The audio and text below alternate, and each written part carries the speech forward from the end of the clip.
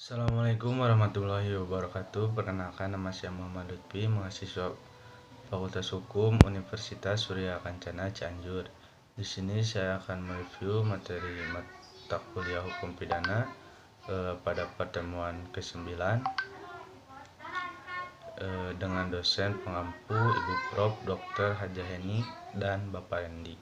Di sini saya akan menjelaskan bab 5 tentang sifat melawan hukum. Sifat melawan hukum merupakan unsur objektif dari TP karena merupakan penilaian terhadap perbuatan dan bukan pada pelaku.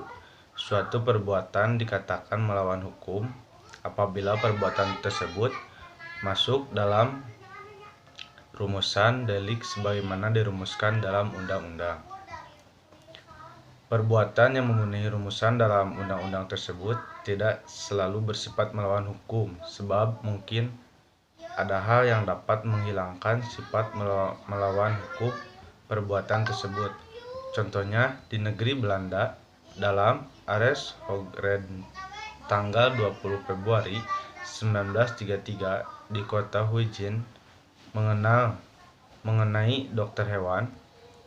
Dan yang selanjutnya di Indonesia, putusan Mari pada bulan Januari 1966 dengan kasus Markus Effendi.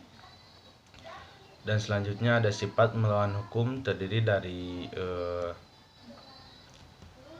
dua. Yang pertama ada melawan hukum formil dan yang kedua ada melawan hukum material. Yang pertama melawan hukum formil yaitu perbuatan itu bersifat melawan hukum apabila dirumuskan sebagai tindak pidana dalam undang-undang dan diberikan sanksi.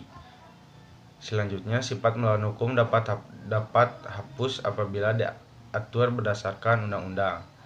Dan yang selanjutnya yang dua, melawan hukum material, yaitu bukan hanya berdasarkan undang-undang tertulis saja tapi juga berdasarkan asas hukum yang tidak tertulis atau living law.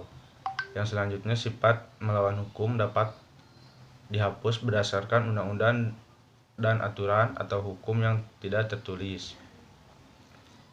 Kesimpulannya ialah sifat melawan hukum dapat dihapus dengan adanya alasan pembenar. Menurut sifat melawan hukum formil, alasan pembenar hanya dapat diambil berdasarkan hukum tertulis.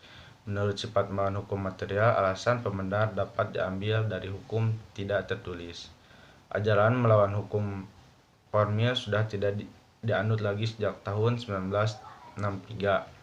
Yang menentukan adanya alasan pembenar di luar undang-undang adalah hakim apabila yaitu terjadi pertentangan antara hukum tertulis dan hukum tidak tertulis.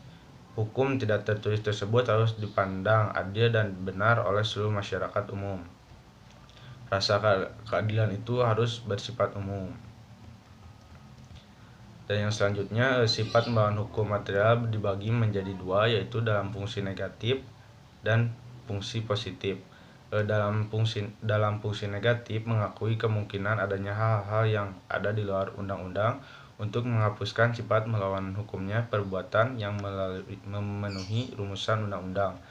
Sedangkan fungsi positif menganggap suatu perbuatan tetap sebagai TP walaupun tidak nyata diancam dengan pidana dalam undang-undang, jadi mengakui adanya hukum tidak tertulis sebagai sumber hukum positif. Mungkin cukup sekian dari saya, mohon maaf bila ada kesalahan. Wassalamualaikum warahmatullahi wabarakatuh.